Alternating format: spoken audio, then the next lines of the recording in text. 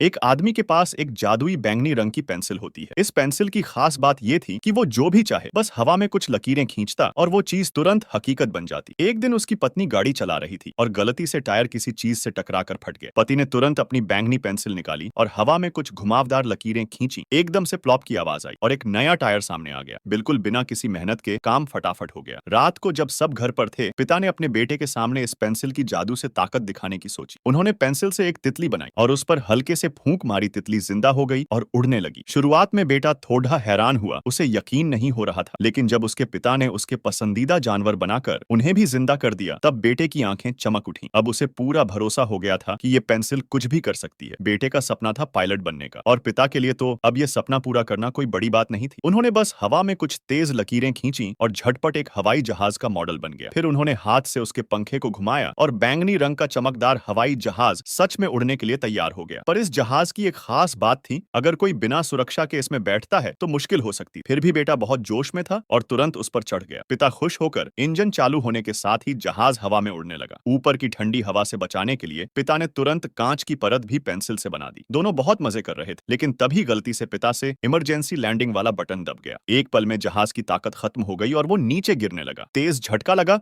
और दोनों हवा में उछल गए। लेकिन जैसे ही खतरा बढ़ा, पिता ने फुर्ती से पेंसिल से कुछ लकीरें और खींची। एकदम शानदार पैराशूट बन गया और वह गिरने से बच गए।